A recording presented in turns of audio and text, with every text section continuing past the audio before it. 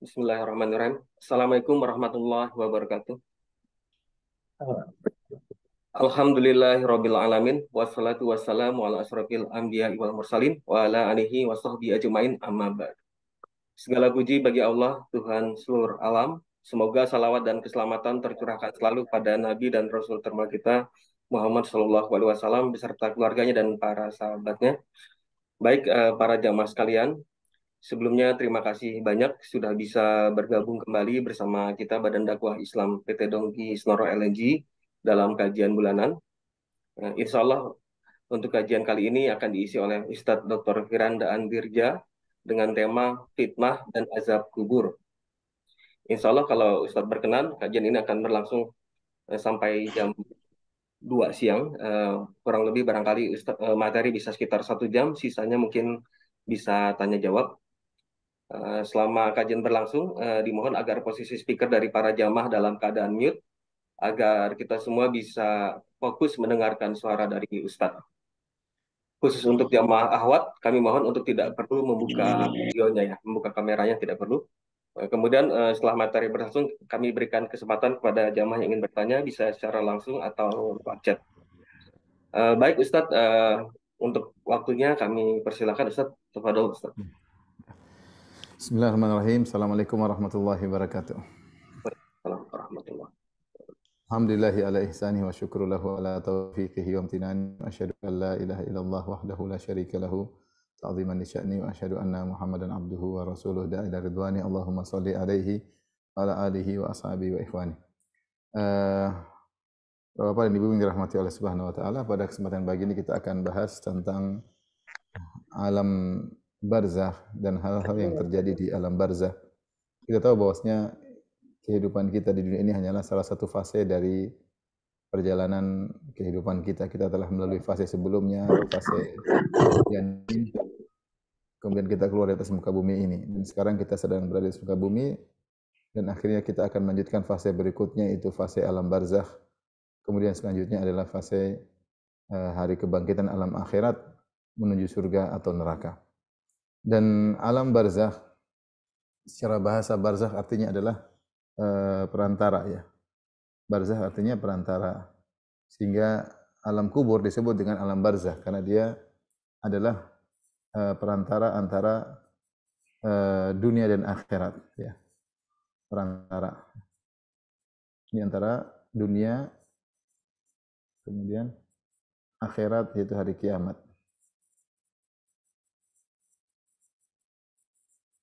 Maka disebut dengan alam barzakh. Maka semua yang telah meninggalkan dunia, dia akan menuju namanya alam barzakh. Dari alam barzakh menuju hari akhirat ya. Namun alam barzakh ini sering disebut dengan alam kubur. Sering disebut dengan alam kubur.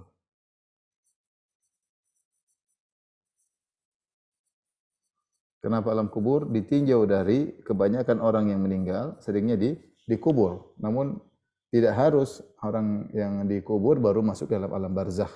Dia hanya penamaan dengan secara dominan. Secara dominan disebut dengan alam kubur karena kebanyakan orang yang meninggal dikubur. Dan kita tahu bahwasanya tidak semua orang meninggal dalam kondisi dikubur. Sebagian ada yang terbakar, sebagian ada yang dimakan ikan, sebagian ada yang jasadnya malah diselamatkan. Namun semuanya masuk dalam alam barzakh. Sebagai contoh Fir'aun tubuhnya tidak dikubur ya. Bahkan diselamatkan oleh Allah Subhanahu wa taala sebagai pelajaran. Kata Allah Subhanahu wa taala setelah Fir'aun tenggelam, "Al-yawma nunajjika bi badanika litakuna liman khalfaka ayah wa inna katsiran minan nasi an ayatina laghafilun." Kata Allah Subhanahu wa taala, hari ini kami selamatkan tubuh engkau wahai Fir'aun sebagai pelajaran bagi orang-orang setelahmu, yaitu Fir'aun jasadnya diselamatkan supaya orang bisa melihat bahwasanya Fir'aun benar-benar mati. Jasadnya diselamatkan bahkan dimumikan, akan tapi Fir'aun sendiri sudah berada dalam alam barzakh. Makanya Allah sebutkan dalam Al-Qur'an Fir'aun disiksa di alam barzakh. Kata Allah Subhanahu wa taala, "An-naru yu'raduna 'alaiha ghuduwan wa 'ashiyya wa yauma taqumus sa'atu adkhilu ala fir'auna asyaddal 'adzab." Dalam surat Ghafir. Kalau tadi dalam surat Yunus disebutkan Fir'aun jasadnya diselamatkan, dalam surat Ghafir disebutkan bahwasanya Fir'aun, kata Allah, api dipaparkan kepada Fir'aun dan bala tentaranya, ya, setiap pagi dan setiap petang. Wa yauma taqumus sa'atu wa yauma taqumus sa'atu adkhilu ala fir'auna asyaddal adzab. Nanti hari kiamat masukkanlah mereka ke dalam azab yang lebih pedih. Jadi itulah disebut alam barzah. Nah, alam barzah ini dia adalah destinasi pertama dalam urutan alam akhirat, ya. Ini destinasi pertama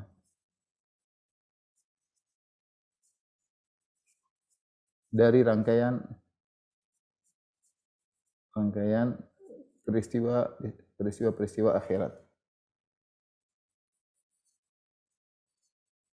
Karena siapa yang meninggal dunia, maka dia telah masuk dalam alam akhirat. Dalam satu hadis, ya, disebutkan, ya, kana Utsman idza waqafa ala qabrin baka. Dalam Utsman bin Affan kalau berdiri di atas kuburan beliau menangis. Hatta yabulla lihyatuhu, hatta yabulla lihyatahu, ya. Kalau Utsman sudah berdiri di atas kuburan dia pun menangis sampai lihyahnya pun, jenggotnya pun basah. Faqila lahu, maka ditanyakan kepada Utsman bin Affan, tuzkarul jannatu wan naru fala tabki. Engkau disebut dengan surga dan neraka, kau tidak menangis. Wa tabki min hadza, sementara kau menangis gara-gara alam kubur. Faqala, maka Utsman berkata, inna Rasulullah sallallahu alaihi wasallam qala, sungguhnya Rasulullah sallallahu alaihi wasallam bersabda, innal qabra awwalu manzilin min manazil akhirah. Di sini, sungguhnya kuburan adalah destinasi pertama dari destinasi-destinasi di akhirat. Manzilah, kondisi yang pertama dari peristiwa-peristiwa yang ada di akhirat. Fa inna jaminhu fama ba'dahu aisaru minhu. Siapa yang selamat dari destinasi pertama ini, maka dia akan lebih selamat dari yang selanjutnya. Wa illam yanju minhu, siapa yang tidak selamat dari destinasi pertama itu alam barzah, fama ba'dahu asyaddu minhu, maka yang setelahnya lebih berat daripada yang sekarang. Maka waqala Rasulullah SAW, dan Rasulullah SAW bersabda, ma ra'aitu manzaran qad illa al-qabr afdha minhu. Ya, aku tidak pernah melihat suatu pemandangan yang lebih mengerikan seperti pemandangan yang ada di kuburan. Baik, jadi kita sedang berbicara tentang awal manzil atau destinasi pertama dari rangkaian peristiwa-peristiwa akhirat setelah seorang meninggalkan dunia ini. Baik, di kuburan apa saja yang terjadi? Perkara-perkara alam barzah.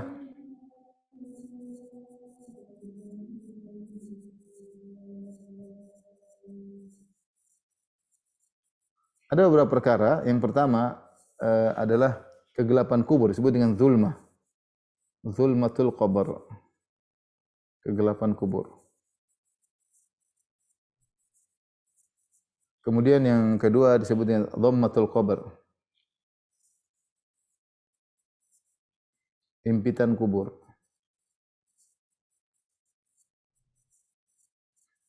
Kemudian yang ketiga adalah fitnatul qabr. Fitnah kubur. Dan keempat adalah nikmat atau azab al-qabr.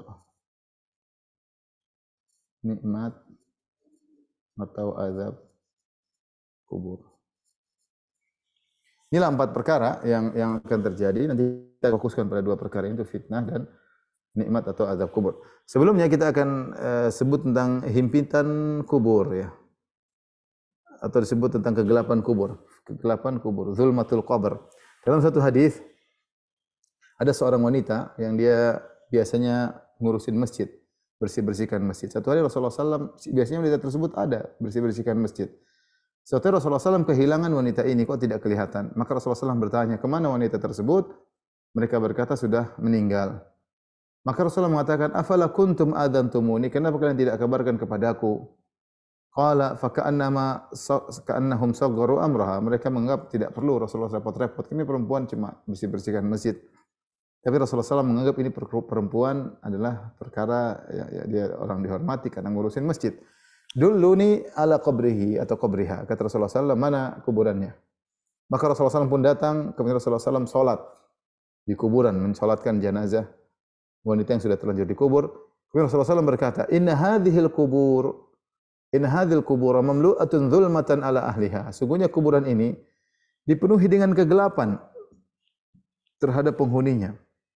Wa inna Allah azza wa jalla yunawwiruha lahum bisolati alaihim. Dan Allah memberikan penerangan dalam kuburan untuk mereka bisolati alaihim, karena doaku kepada mereka. Jadi dalam kuburan ada kegelapan.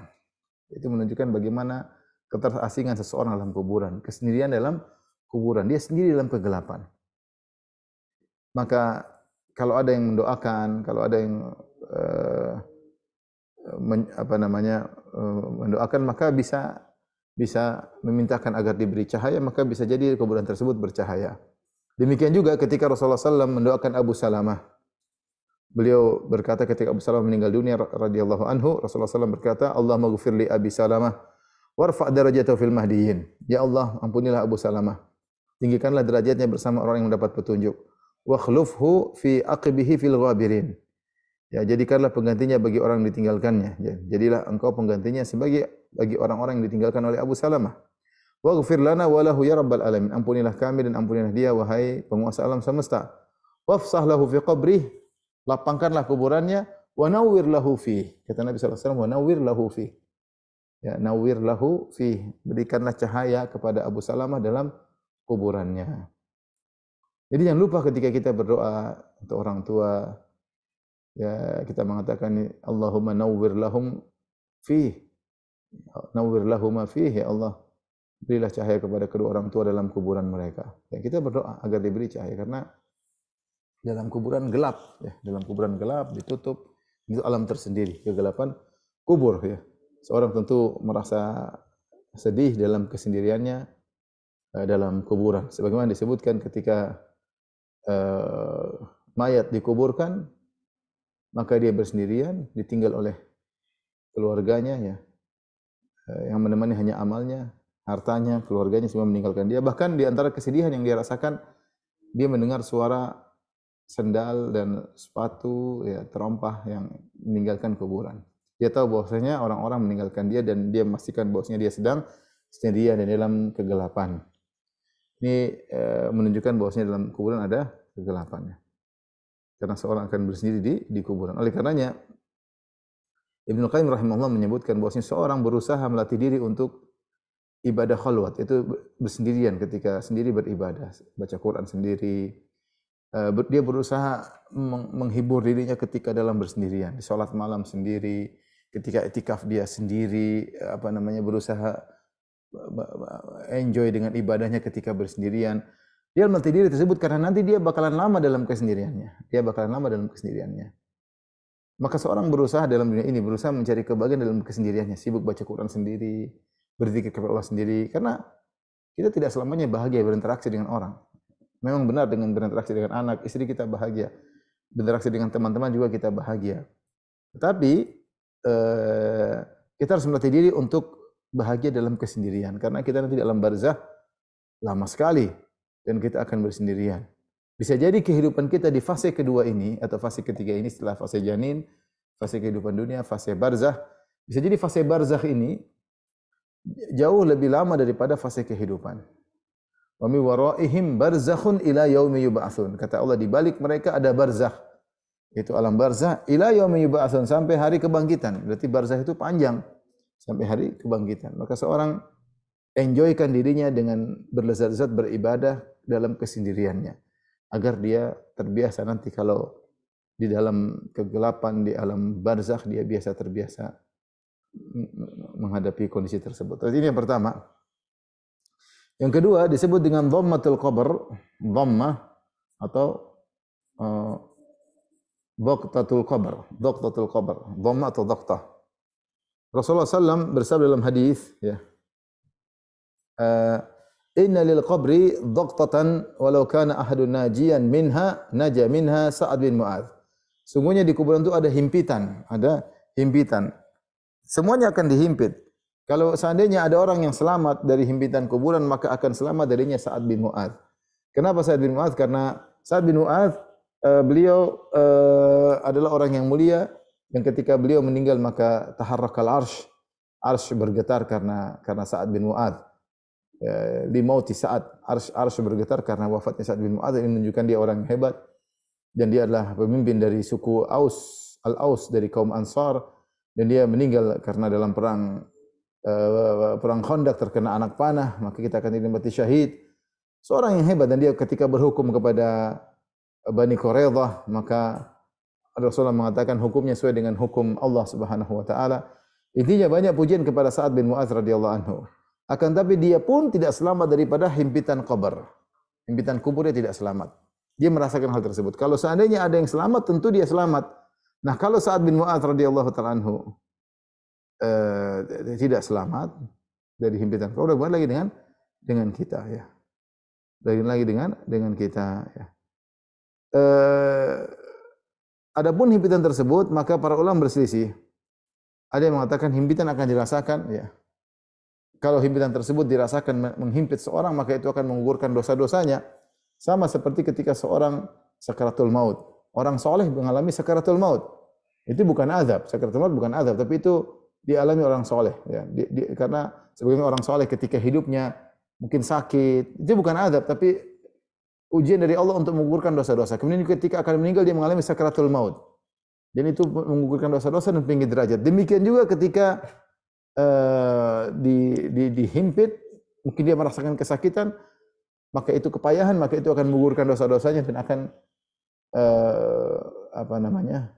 meninggikan derajatnya. Ini bukan azab.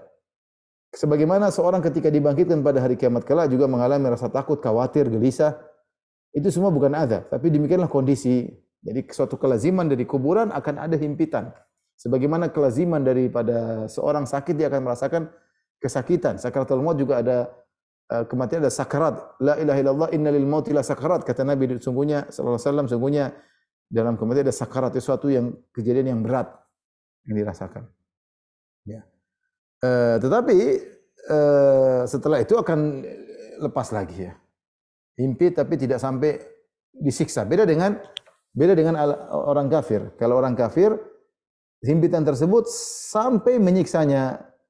Ya, kata Nabi sallallahu alaihi wasallam, "Wa yudhayyaqu alaihi qabruhu hatta takhtalifa fihi adla'uhu." Maka dihimpitin orang kafir itu sampai rusuknya saling memasuk. Jadi rusuknya remuk sampai saling masuk. Rusuknya kan begini, tapi saking himpit jadi masuk seperti ini. Itu kalau himpitan yang dialami oleh orang kafir. Adapun himpitan yang dialami oleh orang mukmin tidak sampai demikian ya. Baik. Jadi himpitan adalah himpitan terhadap orang beriman, himpitan terhadap orang kafir.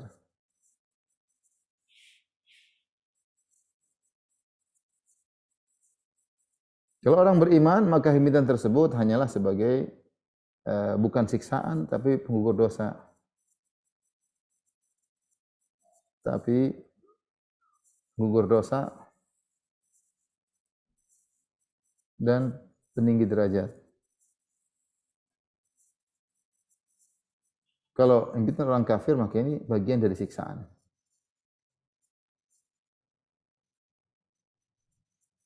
Karena apa? Karena hingga tulang rusuknya saling masuk ya. Karena tulang-tulang rusuknya sampai menyilang ya.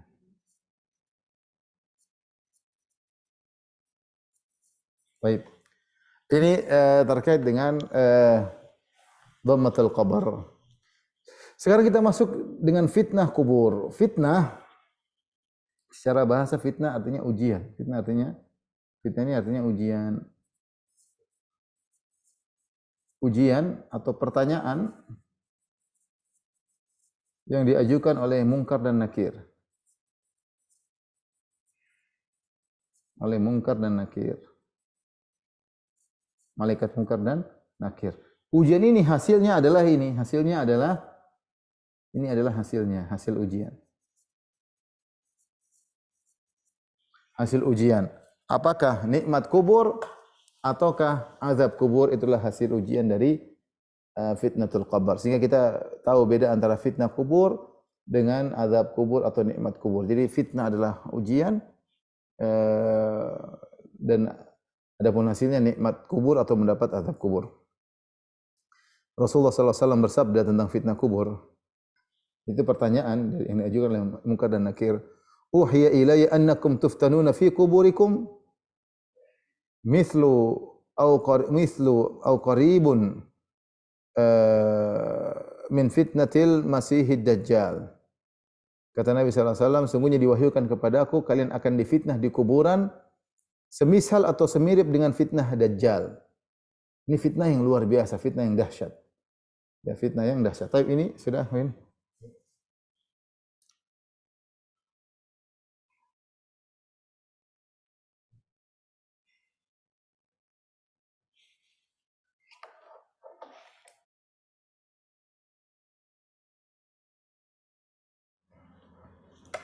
Fitnah kubur. Pertama dia adalah pertanyaan Munkar dan Nakir. Pertanyaan tersebut 3 pertanyaan ya. Man Rabbuk? Siapa Tuhan?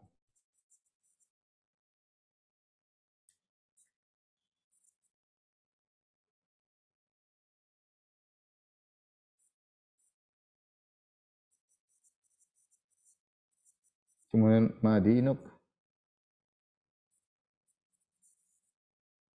apa agamamu?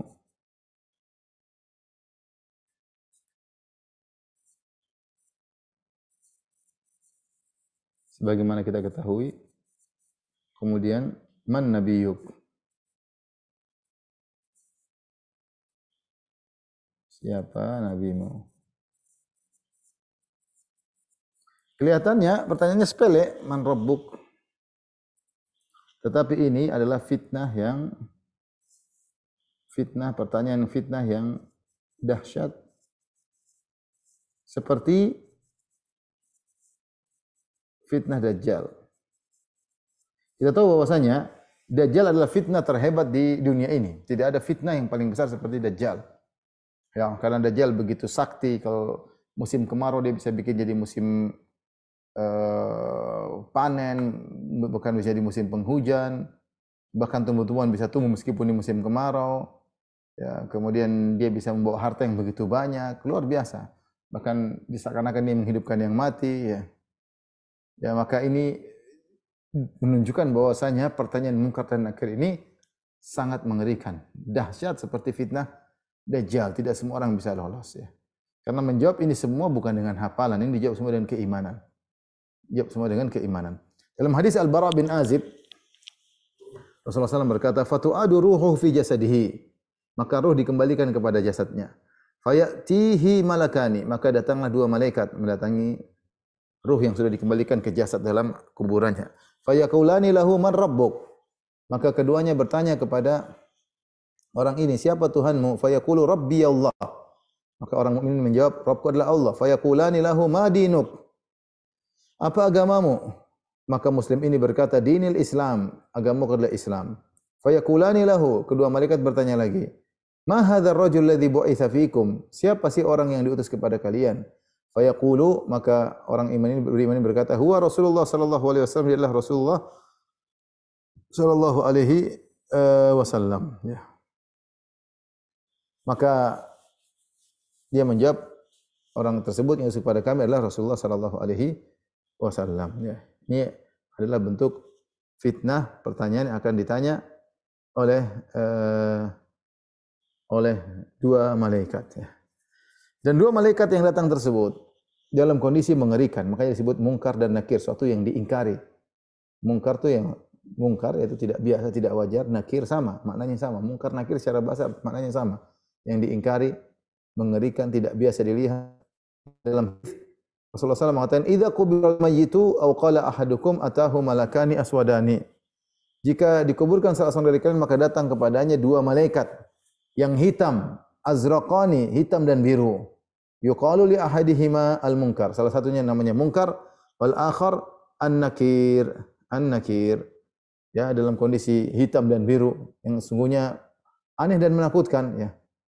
Sehingga kemudian malaikat tersebut bertanya kepada sang penghuni kubur dengan 3 pertanyaan tadi ya. Makanya fitnahnya disebut fitnah yang lebih dahsyat daripada atau fitnah semisal dengan fitnah Dajjal karena mengerikan ditinjau dari yang bertanya. Kemudian mengerikan dari sisi kalau tidak bisa jawab langsung disiksa. Maka ini adalah perkara yang mengerikan. Baik. Fitnah kubur adalah pertanyaan munkar dan nakir. Kemudian yang kedua, fitnah ini ditujukan kepada mukmin maupun kafir.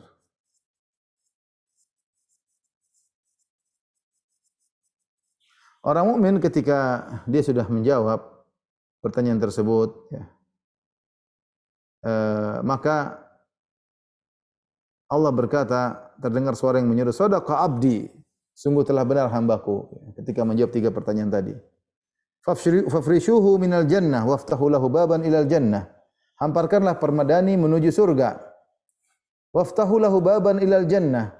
Bukalah pintu surga untuknya. Wa albisuhu minal jannah. Berilah pakaian dari surga. Fayatihi min rauhiha wa tibiha. Maka sampailah kepadanya dari angin surga maupun wangi surga. Jadi dia belum masuk surga, tapi sudah ada connecting dengan surga di alam barzah tersebut. Sebagai bentuk pemilihan dia. Kenapa? Karena dia lulus dari fitnah tersebut. Dia bisa jawab, Tuhanku adalah Allah, Nabiku Muhammad, agama Islam. Maka digelarlah permadani ke arah surga, dibukakan pintu surga, maka angin surga wanginya dia merasakannya. Kemudian datanglah lelaki menemuinya. Ada seorang lelaki rupawan, berpakaian indah, beraroma wangi, datang menemaninya. Maka mayat tadi heran melihat lelaki ini. Dia mengatakan, "Man anta?" Fawajuhuka alwajhu yaji'u bil khair. Siapa engkau datang menemaniku? Wajahmu memberikan tanda kebaikan. Fayaqulu ana amaluka saleh. Aku adalah amal solehmu ketika di dunia. Aku adalah amal solehmu. Maka dia menjadi tentram. Ada datang lelaki tampan, rupawan, pakaian indah untuk dilihat. Siapa engkau? Dia bilang, aku adalah amal solehmu ketika di dunia. Itu aku adalah berbaktimu kepada orang tua. Aku adalah salat malammu. Aku adalah sedekahmu. Aku adalah amal-amal solehmu, baca Qur'anmu. Maka ketika dia lihat ini semua, dia minta segera untuk dimatikan. Dia berkata, Rabbi aqimis sa'ah hatta arji'a ila ahli wa mali. Ya Allah, segera tegakkan hari kiamat sehingga aku bisa berkumpul dengan keluargaku dan harta-hartaku. Ya, dia ingin segera meninggal, segera ditegakkan hari kiamat. Karena dia melihat kenikmatan yang diperlihatkan kepadanya. Adapun orang munafik, orang kafir atau munafik,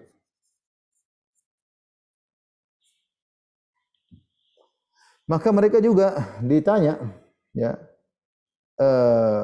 Nabi bersabda, ya'tihi malakani fayujlisanihi. Maka datang 2 malaikat, Munkar dan Nakir, lalu menundukkan orang kafir atau orang munafik ini.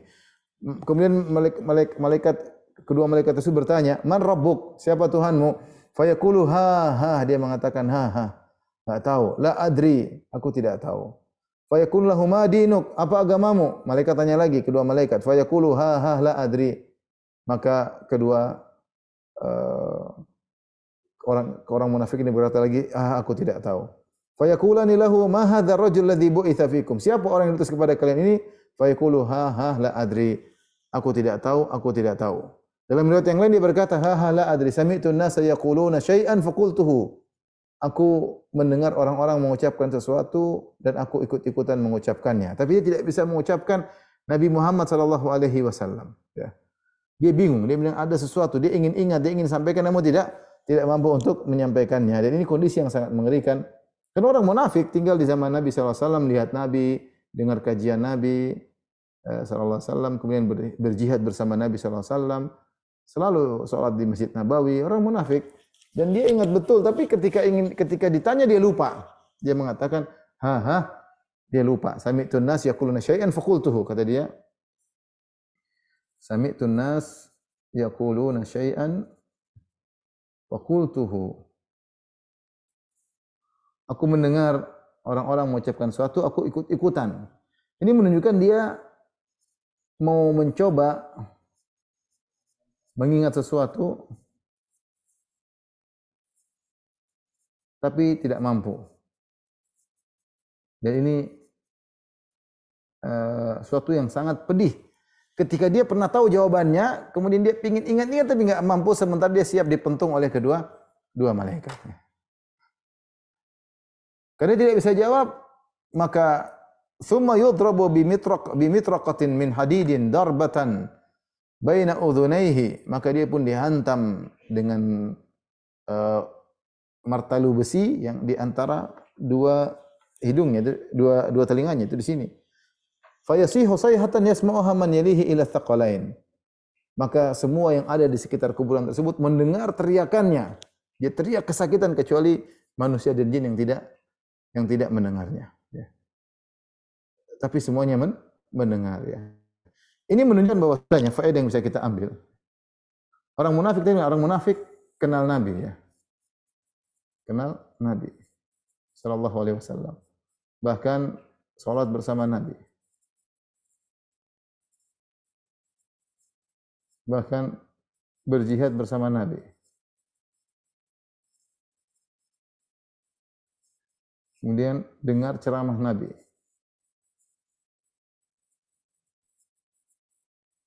Pertanyaan, kok tidak bisa jawab? Lalu, kenapa tidak bisa jawab?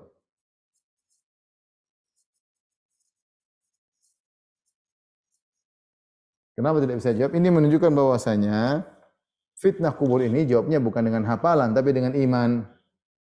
Ini menunjukkan bahwasanya jawaban dengan iman bukan dengan hafalan. Bayangkan orang munafik, dia tahu semuanya tentang Nabi, tapi ketika ditanya dia nggak bisa jawab. Tidak bisa jawab. Kenapa? Dia tidak mampu. Adapun orang beriman, yutsabbitullahu alladhina amanu bil qawli tsabiti fil hayatid dunya fil akhirah. Orang beriman maka Allah kokohkan mereka dengan perkataan yang kokoh di dunia pun di akhirat sehingga bisa jawab. Maka ketika tidak bisa jawab, maka fayunadi munadin minas sama, maka ada suara yang menyeru dari langit. An kadzab, sungguhnya orang ini pendusta. Fafrishu lahu minan nar, maka bentangkanlah permadani dari neraka. Waftahu lahu baban ila nar, akan pintu menuju neraka jahanam. Fayatihi min harriha wa sumumiha, maka datanglah hawa panasnya sampai kepada dia. Wa yudayyaqu alaihi qabruhu hatta takhtalifa fi adla'uhu, maka kemudian dia dihimpit sampai kemudian rusuknya saling menyilang. Wa yatihi rajulun qabihul wajhi, kemudian datang seorang laki datang menemui dia, wajahnya buruk, qabihus thiyab, pakaiannya buruk, muntinur rih, baunya busuk. Fa yaqulu abshir billadhi yasu'uka, selamat kau dapatkan perkara yang tidak menyenangkan engkau. Hadza yaumuka alladhi kuntu tu'at, inilah hari yang kau dijanjikan, selamat merasakan apa yang kau tidak suka. Dia takut, dia mengatakan, man anta, siapa engkau? Datang nakut-nakutin, siapa engkau? Fawajuka alwajhu yaji'u bisyarr, wajahmu akan mendatangkan keburukan. Fayaqulu ana amaluka alkhabith, aku adalah amal burukmu. Fayaqulu rabbi la tuqimis sa'ah, dia mengatakan, orang mayat ini kafir mengatakan, ya Allah jangan kau tegakkan hari kiamat. Ternyata kalau tiba hari kiamat dia akan berpindah pada azab yang lebih pedih. Dia mengatakan, rabbi la tuqimis sa'ah, jangan tegakkan hari kiamat. Ini amal buruknya datang pada hari kiamat. Dengan yang dulu dia mungkin berdurhaka sama orang tua, pelit, malas salat, berzina, korupsi dan macam-macam datang semua dalam bentuk orang yang buruk yang membuat dia semakin takut. Tapi ini ikhwan dan akhwat yang rahmati Allah Subhanahu wa taala, di antara pembahasan kita tentang fitnah kubur. Fitnah kubur.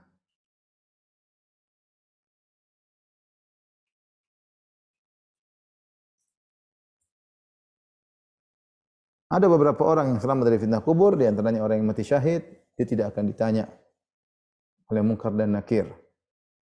Maka para sahabat bertanya, ya Rasulullah, ma balul mu'minina yuftanuna fi quburihim illa syahid. Ya Rasulullah, kenapa kaum mukminin akan ditanya oleh malaikat Munkar dan Nakir kecuali yang mati syahid? Kata Rasulullah SAW, kafa bi bariqatis suyufi ala ra'si fitnah.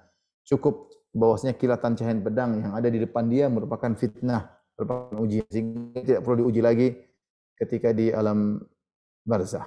Demikian juga di antara yang selamat dari fitnah kubur adalah orang yang murabit. Orang yang murabit yang berjaga di daerah perbatasan antara perbatasan negeri Islam dengan negeri kafir, yang sering yang terjadi peperangan di antara kedua negeri.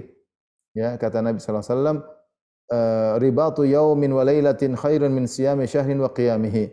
Berjaga sehari semalam di daerah perbatasan lebih baik daripada puasa sebulan dan salat malam sebulan. Wa imma tajaru alaihi amruhu alladhi kana ya'maluhu. Dia tinggal dunia, maka pahalanya amalnya telah yang ia pernah perbuat terus akan mengalir. Wa ujri alaihi rizquhu, dan akan diberikan rezekinya baginya. Wa uminal fattan wa aminal fattan, dan dia akan selamat dari malaikat yang mengujinya, yaitu Fatan maksudnya malaikat munkar dan nakir. Di antara yang selamat dari fitnah kubur, pertanyaan munkar dan nakir adalah orang yang meninggal di malam Jumat atau di hari Jumat. Kata Nabi SAW, "Ma min muslimin yamutu yaumal jum'ah aw lailatal jum'ah illa waqahu Allahu fitnatal qabr." Tidak ada seorang mukmin atau seorang muslim yang meninggal hari Jumat atau malam Jumat kecuali Allah akan lindungi dia dari fitnah kubur. Dari fitnah kubur. Taib. Ini terkait dengan fitnah kubur.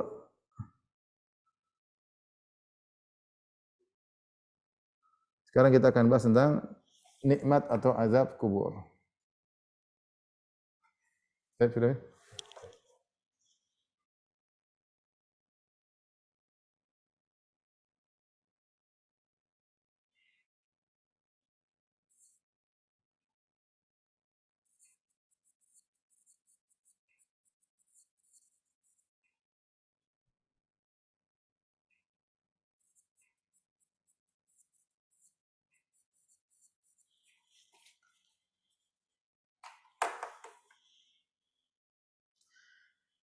Tadi telah kita jelaskan bahwasanya nikmat atau azab kubur adalah hasil dari fitnah kubur. Siapa yang selamat dari fitnah tersebut bisa menjawab, maka dia akan mendapatkan nikmat. Siapa yang tidak bisa menjawab, dia akan merasakan azab kubur. Adapun nikmat atau azab kubur, dalilnya adalah mutawatir. Dalilnya banyak ya. Dari Al-Quran maupun As-Sunnah. Al-Hadis. Al-Quran di antaranya dalam surat Ghafir ayat 46 kita sebutkan ya.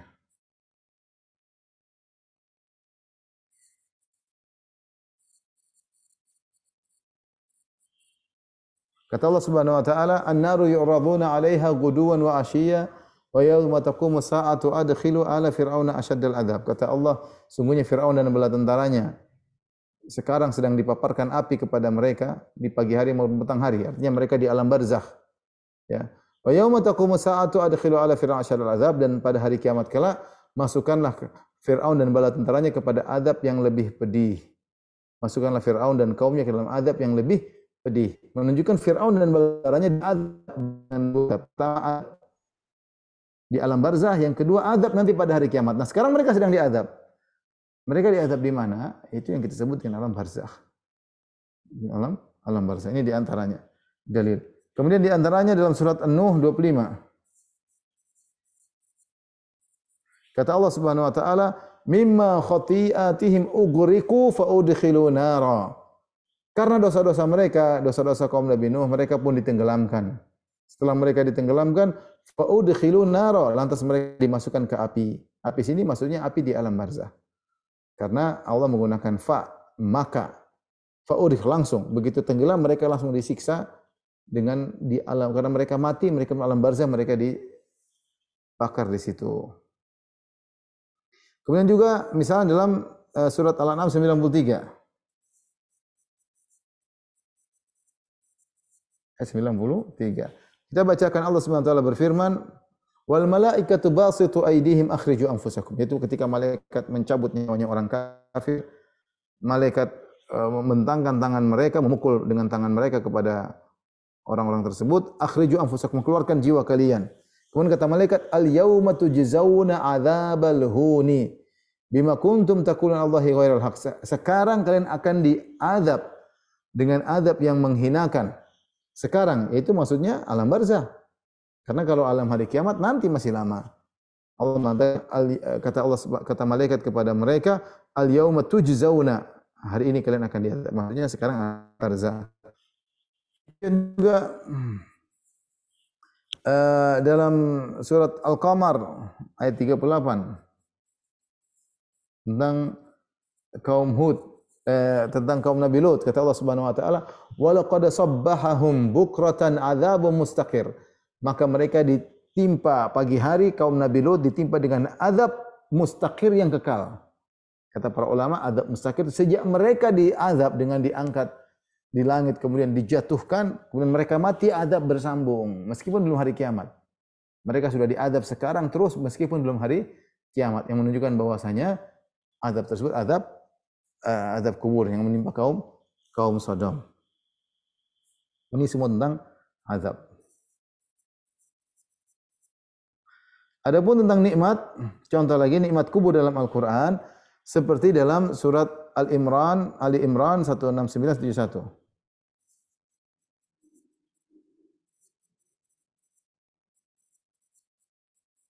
Tentang syuhada. Kata Allah Subhanahu wa taala, "Wala tahsabanna alladziina qutilu fi sabilillahi amwatan." Jangan kalian menyangka bahwa orang yang meninggal di jalan Allah adalah mati. Bal ahya'un 'inda rabbihim yurzaqun. Mereka sedang hidup, diberi rezeki di sisi Rabb mereka. Farihina bima atahumullah min fadli. Belum hari kiamat, berarti mereka sekarang dalam kenikmatan. Nikmat itu di mana mereka sedang merasakan kenikmatan? Mereka sedang merasakan kenikmatan di alam barzah. Jangan kau sangka mereka mati, mereka masih hidup. Mereka gembira dengan apa yang Allah berikan kepada mereka dari kurnia mereka. Wa yastabshiruna bil ladzina lam yahqu bihim min khalfihim. Dan mereka memberi kabar gembira, mereka bergiring hati kepada orang yang masih tinggal di belakang mereka. Allah khaufun 'alaihim wa lahum yahzanun. Ya. Jangan takut dan jangan bersedih. Tapi intinya menunjukkan mereka sedang dapat kenikmatan di sekarang ini. Orang yang mati syahid yang disebut dengan nikmat kubur. Demikian juga dalam surat ini diantaranya bahwasanya dalam surat Al-Baqarah juga ya. Allah mengatakan bal ahya'un walakin la ta'lamun ya. Jangan kau berkata ya man qutila fi sabilillah amwat bal ahya'un ya. Jangan kau menyangka bahwasanya orang yang sudah terbunuh di jalan Allah meninggal tapi mereka masih hidup ya.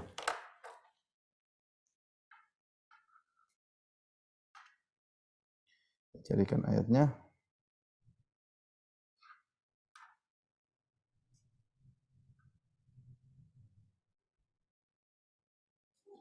Dalam surat Al-Baqarah 154 ya.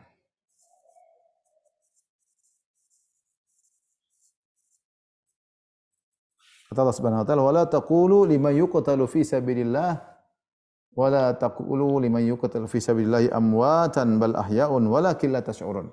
Walakin la tash'urun. Jangan kalian berkata bahwasanya wala taqul liman yuqtalu fi sabilillahi amwat, bahwa orang yang meninggal di jalan Allah adalah mati, bal ahya'un, bahkan sungguhnya mereka hidup, walakin la tash'urun, tapi kalian tidak merasakan. Jadi ini dalil dari Al-Qur'an tentang nikmat kubur. Nah, di mana mereka mendapatkan kenikmatan? Tentunya di alam sekarang adalah alam barzah. Adapun hadis-hadis tentang nikmat dan alam azab kubur, hadisnya mutawatir. Mutawatir maknawi. Mutawatir itu apa? Banyak sekali, dan maknawi maksudnya yaitu lafalnya tidak satu, karena hadis mutawatir ada dua, ada mutawatir lafzi dan ada mutawatir maknawi. Mutawatir lafzi itu banyak sahabat yang meriwayatkan dengan satu lafal, seperti hadis Nabi, "Man kadzaba alayya muta'ammidan falyatabawa maq'adahu minan nar." Siapa yang sengaja berdosa atas namaku, buat hadis palsu, maka siapkan kaplingnya di neraka. Ini hadis dengan lafal ini diriwayatkan oleh banyak sahabat. Tapi kalau mengenai azab kubur dan nikmat kubur, maka diriwayatkan dengan berbagai macam makna. Redaksinya beda-beda tapi tujuannya sama. Mutawatir maknawi maksudnya apa? Redaksinya bermacam-macam.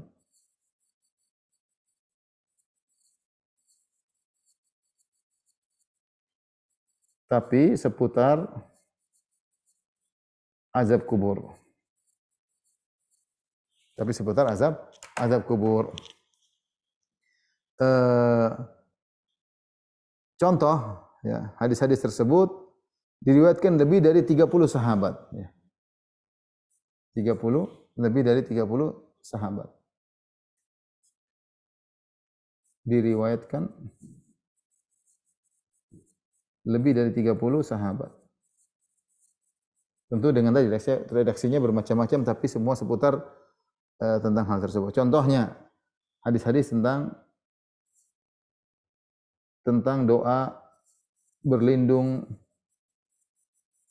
dari azab kubur. Hadis seperti ini banyak. Ini maksudnya topik-topiknya. Topiknya beda-beda tapi semua tentang kuburan. Contohnya misalnya hadis-hadis tentang azab kubur, Nabi mendengar azab kubur. Nabi mendengar azab kubur.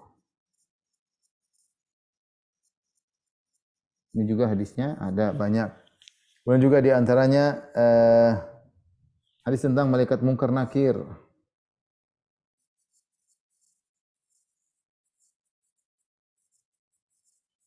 Mungkar nakir. Ini juga ada hadis-hadisnya. Di antaranya pembahasannya misalnya terkait dengan orang-orang yang diazab kubur. Yang diazab kubur.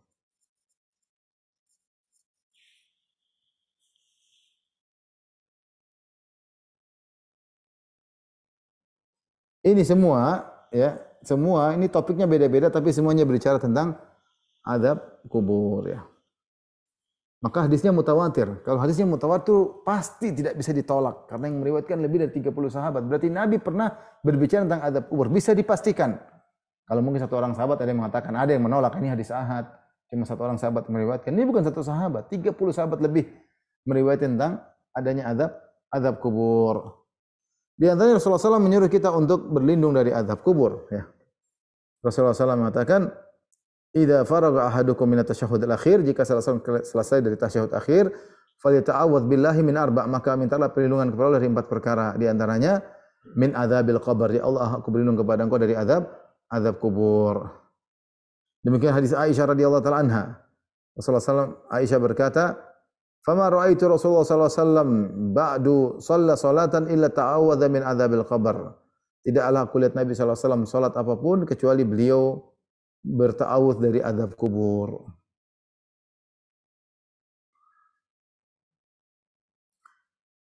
Kemudian juga hadis-hadis tentang Rasulullah SAW mengenai azab kubur. Kata Nabi SAW, "Inna hadhil ummah tubtala fi kuburiha." Sungguhnya umat ini diuji di kuburannya. "Falaula an la tadafanu la da'autullah an yusmi'akum min adzabil qabr alladhi asma'u minhu." Kalau bukan karena aku khawatir kalian tidak mau saling mengkuburkan, maka aku akan berdoa kepada Allah agar Allah memperdengarkan kepada kalian azab kubur yang aku dengar. Rasulullah dengar azab kubur. Tapi Rasulullah SAW kalau ingin kita dengar, nanti kita enggak mau menguburkan saudara kita karena sangat pedihnya azab tersebut. Kemudian juga Rasulullah menjelaskan sebagian orang diadab. Seperti kata Rasulullah SAW, "Innahuma la yu'adzabani wa ma yu'adzabani fi kubur." Sungguhnya dua penghuni kubur ini sedang diadab. Kata Nabi SAW. Hadis-hadis juga mengatakan hewan mendengar azab kubur. Kata Nabi SAW tadi dalam hadis yang kita sudah sebutkan, "Tsumma yudrabu mitraqatin," maka orang kafir yang tidak bisa menjawab pertanyaan dipukul pakai palu besi, dharbatan baina udhunayhi, dihantam di sini di antara dua telinganya. Fayasihu sayhatan, maka dia pun teriak sekeras-kerasnya, yasma'uha man yalihi ila thaqalain, semua mendengarnya kecuali manusia dan jin. Dalam hadis kata Rasulullah SAW, "Innahum yu'adzabuna adzaban tasma'uhul bahaim." Sungguhnya mereka ini sedang diazab dengan azab yang didengar oleh hewan-hewan. Baik, ini semua dalil tentang azab kubur, maka berhati-hatilah di sana ada orang-orang yang mengingkari azab kubur, di antaranya kaum Mu'tazilah. Kaum Mu'tazilah. Ini mereka mengatakan azab kubur tidak ada karena dalilnya ahad, padahal hadisnya mutawatir. Ya. Kemudian juga ada sebagian orang tertulis sekarang menulis buku judulnya ternyata atau semakna itu ternyata azab kubur tidak ada. Hati-hati. Orang-orang terkadang ingin baca karena sesuatu yang baru, padahal sesuatu baru tapi menyesatkan. Kemudian yang perlu kita tahu di sini berikutnya, alam barzah adalah alam tersendiri.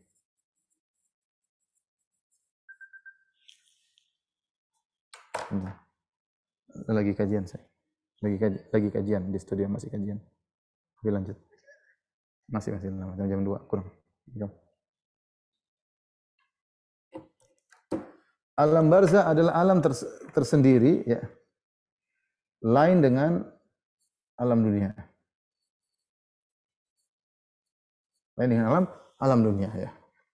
Sebagaimana, perhatikan, sebagaimana alam tidur juga alam yang lain adalah alam tersendiri. Maksud saya, alam barzah alam tersendiri. Jangan sampai seorang kemudian menyangka sebagaimana alam janin alam tersendiri. Jangan sampai orang mengatakan, wah saya sudah buka kuburan, nggak ada tuh macam-macam. Kita bilang ini alam tersendiri. Bukankah sudah kita jelaskan tidak mesti orang dikubur kemudian mengalami siksa dan nikmat kubur? Tidak mesti. Fir'aun tidak dikubur, jasadnya ditaruh jadi mumi, bahkan jasadnya selamat. Apa tersiksa? Dia tersiksa. Bagaimana orang yang dimakan oleh ikan hiu? Apakah dia lepas dari alam barzah? Dia masuk dalam alam tersendiri. Ya, alam tersendiri. Ya. Oleh karenanya kita tidak bisa menganalogikan antara alam dunia dan alam barzah. Ya, mungkin orang buka nggak kelihatan api, nggak. Makanya Ibnu Hajar mengatakan dia alam tersendiri yang tidak bisa kita cerna, tidak ada yang mengerti, alam gaib. Ya. Ketika malaikat mencabut kan sudah disiksa. Kata Allah, walau tara idzal mujrimu walau tara idz yatawaffal ladzina kafarul malaikatu yadribuna wujuhum adbarahum wa dzuqu adzabal hariq. Kalau seandainya kau lihat bagaimana malaikat mencabut nyawa mereka kemudian malaikat menghantam. Kita enggak lihat ketika nyawa orang kafir dicabut kemudian disiksa, kita enggak lihat, alam gaib. Tapi sudah disiksa saja itu. Disiksa. Namun kata Ibnu Hajar dan juga Ibnu Taimiyah, terkadang memang Allah perlihatkan, terkadang Allah tampakkan sebagian. Tapi pada hukum asalnya tidak. Hukum asalnya tidak. Bahwasanya alam barzah bisa jadi seorang dua dikuburkan satu kuburan. Satunya beriman, satunya kafir. Satu disiksa, satunya tidak. Dalam satu lubang kuburan. Dia alam tersendiri. Tidak bisa kita analogikan. Dalam Rasulullah yang sebutkan bagaimana Rasulullah lihat dalam alam barzah ada seorang pemakan riba yang kemudian dia sedang berenang di sungai darah. Kemudian dia berusaha menepi tapi dihantam mulutnya oleh orang dengan batu. Ya, kita mana buka kuburan ada sungai darah dalamnya? Tidak ada, ini alam tersendiri. Alam tersendiri tidak bisa dianalogikan. Kita beriman aja. Bosnya dia punya alam tersendiri. Ya. Dan kita tidak tahu tentang tentang kondisi ruh ketika itu. Ya. Taib, jadi ini menunjukkan bahwasanya alam barzakh itu ada. Ya. Alam barzakh itu ada. Demikian juga tentang nikmat yang dialami oleh orang beriman juga disebutkan dalam hadis-hadis Nabi sallallahu alaihi wasallam seperti Nabi bersabda, "Inna nasamatul muslim tairun ya'luqu bi syajaril jannah." Sungguhnya ruh seorang muslim seperti burung bertengger di pohon-pohon di surga. Hatta yurji'ahu Allah tabaraka ta'ala ila jasadi yauma yab'atsuhu. Sampai Allah kembalikan ruh tersebut ke jasadnya dan Allah bangkitkan pada hari kiamat kelak, ya. Demikian juga Rasulullah menjelaskan bahwasanya orang-orang yang mati syahid arwahuhum fi jawfi tairin khudr. Ya, bahwasanya orang-orang yang mati syahid ruh mereka masuk dalam burung yang berwarna hijau. Jadi kata para ulama mereka diberi kenikmatan yang tidak sempurna, yaitu roh mereka dimasukkan dipinjamkan jasad karena mereka di dunia mereka mengorbankan jasad mereka, maka mereka di alam barzah diberikan pinjaman berupa jasad burung sehingga mereka masuk dalam burung tersebut, mereka menikmati surga seadanya, tidak leluasa. Nanti baru bisa menikmati dengan nikmat sempurna kalau hari kebangkitan ketika ruh dikembalikan kepada jasad setelah sempurna. Adapun di alam barzah kenikmatannya terbatas. Ya, ini menunjukkan bahwasanya ada alam barzah, ada nikmat barzah atau nikmat kubur dan ada azab barzah atau azab kubur, ya. Baik, inilah mungkin ikhwan dan akhwat yang rahmati Allah Subhanahu wa taala yang bisa kita sampaikan, ya. Maka seorang berusaha bertakwa kepada Allah Subhanahu wa taala untuk menjauhi segala maksiat. Secara umum segala maksiat bisa menyebabkan orang diazab dalam barzakh, ya. Disebut dalam hadis-hadis ada yang berzina diazab dalam barzakh, ada yang makan riba diazab dalam barzakh, ada yang berdusta diazab dalam alam barzakh, ada yang diberikan Al-Qur'an kemudian tidak mengamalkannya juga diazab dalam alam barzakh. Ada juga yang ghibah diazab dalam barzakh, ada yang namimah diazab dalam alam barzakh. Dan ada yang kencingnya tidak bersih diazab dalam barzakh, dan ada yang kencing sambil buka auratnya dilihat oleh orang juga diazab dalam alam barzakh. Secara umum maksiat menyebabkan azab di alam barzakh dan secara umum segala ketakwaan menyebabkan seorang didapatkan nikmat dalam alam barzah. Semoga Allah menjauhkan kita dari azab kubur dan semoga Allah menganugerahkan kepada kita nikmat kubur. Wallahu taala alam bisawab. Kalau ada yang bertanya saya persilakan. Baik Ustaz, jazakallahu khair Ustaz atas materinya. Kita berikan kesempatan pada jamaah yang bertanya. Kalau ada yang mau bertanya secara langsung, raise hand silakan. Ibu Lasma tadi mau bertanya. Silakan Bu.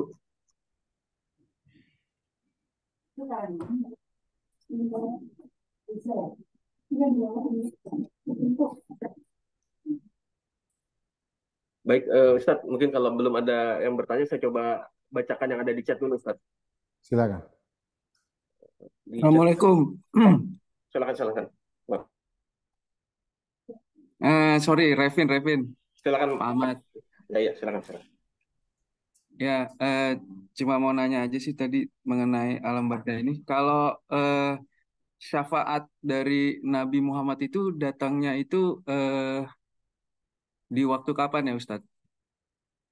Terus Allah kalau misalnya meninggalnya di bulan Ramadan itu apakah juga termasuk waktu-waktu yang baik? Itu aja sih. Makasih. Wassalamualaikum warahmatullahi wabarakatuh.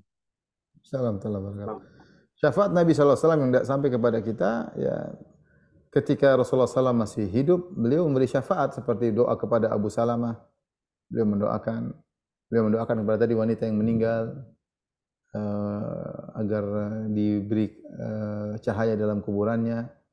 Demikian Nabi SAW pergi ke syuhada Uhud, Rasulullah mendoakan mereka. Itu syafaat Nabi ketika Rasulullah SAW masih hidup.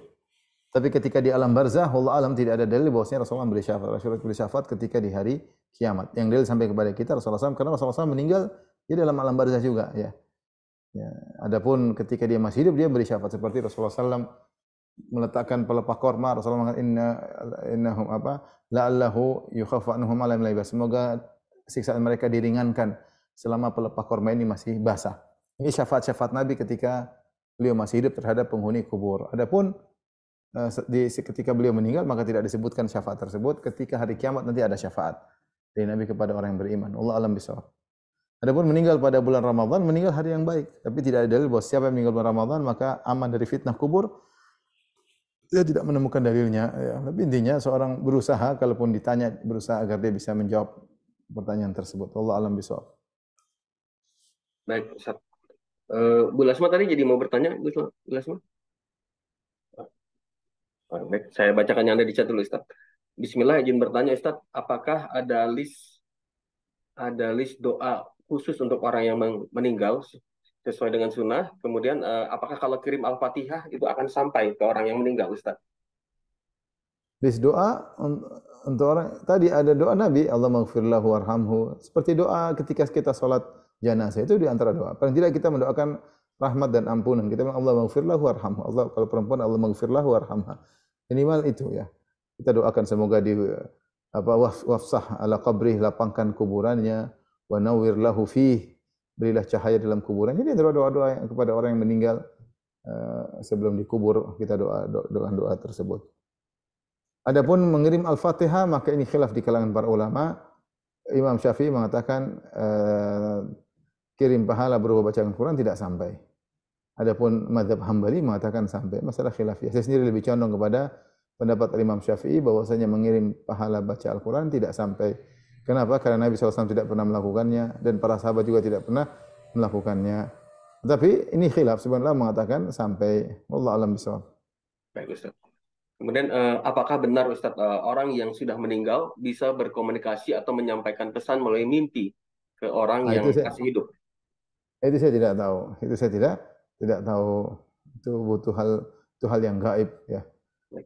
Dia tahu itu orang yang ruh yang menyampaikan ataukah jin yang menyampaikan atau sekedar pemberitahuan oleh Allah kepadanya dengan melalui dimimpikan orang tersebut. Maksud saya bukan berarti ruh tersebut kemudian kontak dengan dia melalui alam barzah, melalui alam mimpi. Dia ada antar alam nih, alam barzah, alam mimpi. Kita nggak tahu itu perkara gaib, butuh dalil. Kecuali Rasulullah mengatakan bahwasanya orang yang sudah meninggal bisa alam nih, alam barzah sampai alam mimpi. Ya ini bisa.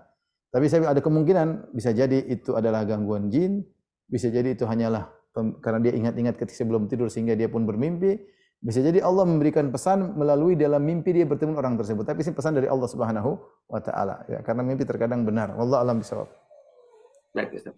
Kemudian apakah ada dalil untuk melafalkan azan ketika menguburkan mayit, Ustaz? Atau apakah ini ranah khilafiyah juga, Ustaz? Wallahu alam, saya nggak tahu. Kemudian di alam barzah atau di alam kubur kita akan mendapatkan azab kubur secara terus-menerus sampai hari kiamat, atau ada nikmat dan azab kubur, apakah ini hanya diterima oleh salah satu saja, Ustaz, atau bagaimana, atau bisa bergantian, Ustaz? Alam azab barzah, nikmat barzah tentunya terus-menerus bagi orang yang beriman. Adapun azab kubur maka untuk orang kafir terus-menerus. Seperti tadi Allah berfirman tentang kaum Nabi Lut. Walaqad sabbahahum bukratan adzabun mustaqir. Sungguh mereka disiksa dengan azab yang terus menerus. Demikian juga Firaun diazab terus menerus. Orang kafir diazab terus menerus. Adapun orang tidak kafir, orang muslim, maka ada dalil-dalil menunjukkan sebagian mereka diazab dengan azab yang terus menerus, ada. Seperti hadis yang Rasulullah lihat ada orang dusta kemudian disiksa, dirobek mulutnya terus yusna'u bihi ila yaumil qiyamah. Maka dilakukan seperti itu sampai hari kiamat. Ini ada dari berarti ada pelaku dosa besar yang diadab sampai hari kiamat, disiksa demikian. Demikian juga orang yang sombong, ada orang berjalan dengan bajunya yang sombong, dia bangga dengan tiba-tiba idh khasafallahu bihi, maka Allah benamkan dalam bumi, fa wa yatajaljalu fihi ila yaumil qiyamah, maka dia pun diguncangkan dalam bumi sampai hari kiamat. Jadi menunjukkan ada sebagian alam dosa-dosa orang mukmin atau orang muslim yang belum kafir namun siksanya sampai hari kiamat kelak. Dan juga ada dalil-dalil yang mengisyaratkan bahwasanya bisa jadi azab tersebut berhenti. Kenapa bisa berhenti azabnya? Bisa jadi karena dosanya tidak besar, bisa jadi, atau bisa jadi didoakan oleh orang beriman, didoakan akhirnya diampuni. Ya seperti itu bisa jadi, atau ada yang menghajikan dia, mengumrahkan dia. Ini konsekuensinya bisa jadi dia berhenti azab kuburnya. Wallahu alam bisawab. Baik, Ustaz. Kemudian apakah orang yang meninggal di malam Jumat apakah akan terbebas juga dari azab kubur, Ustaz? Ya tadi disebutkan hari Jumat atau malam. Ini orang yang soleh. Yang meninggal hari Jumat banyak. Ada orang kafir juga di hari Jumat, ada pelaku maksiat hari Jumat. Artinya kalau ada orang soleh yang meninggal di Jumat, maka itu tanda dia akan dibebaskan dari azab kubur. Sebagaimana kata Nabi SAW, al-hariq syahid. Orang yang meninggal karena terbakar mati syahid. Tapi yang terbakar juga macam-macam. Ada orang naik pesawat menuju ke luar negeri misalnya. Dalam pesawat tersebut ada yang pengen dakwah, ada yang pengen zina, ada yang pengen main judi, ada yang pengen silaturahmi, meledak. Semuanya terbakar. Ada yang syahid, ada yang mati konyol, ya, beda-beda. Baik, Ustaz. Ini di chat masih ada. Masih boleh, Ustaz? Silakan. Mengenai keutamaan surat Al-Mulk, siapa yang membaca surat Al-Mulk setiap malam, Allah Subhanahu wa taala akan menghindarkan dari siksa kubur dengan surat tersebut. Apakah dengan hadis ini berarti si mayit selamanya selamat dari siksa kubur atau bagaimana, Ustaz? Hadis tersebut yang disebutkan tiap malam hadisnya dhaif, tetapi secara umum surat Al-Mulk adalah al-mani'ah, yaitu yang al-munjiyah, yang menyelamatkan azab kubur. Artinya tidak harus tiap malam, tapi seorang punya perhatian terhadap surat tersebut. Sering dia baca, tidak harus malam. Karena hadis yang menyebut malam hari hadisnya dhaif. Jadi silakan sering membaca surat Al-Mulk. Tentunya bukan sekedar baca, dia berusaha memahami, menghayati. Karena itulah yang bacaan berkualitas agar dia diselamatkan dari azab kubur. Wallahu a'lam bishawab. Ya. Pertanyaan terakhir. Sebentar. Apakah doa anak yang soleh dan pasangan atau orang tua, saudara dan kerabat bisa menyelamatkan dari siksa kubur, Ustaz? Kalau dia doakan, dia mungkin menghajikan, dia mengumrahkan, ya ini dia doakan, insya Allah bisa membantu dia, ya. Bisa membantu dia, mudah-mudahan azabnya dikurangi atau kemudian diampuni oleh Allah kalau dia diazab kubur. Demikian apa yang saya sampaikan, kurang minta maaf, ya. Wabillahi taufiq. Assalamualaikum warahmatullahi wabarakatuh. Waalaikumsalam warahmatullahi wabarakatuh. Syukran, Ustaz. Jazakallahu khairan atas materinya. Semoga Waalaikumsalam warahmatullahi wabarakatuh. Baik. Assalamualaikum warahmatullahi wabarakatuh.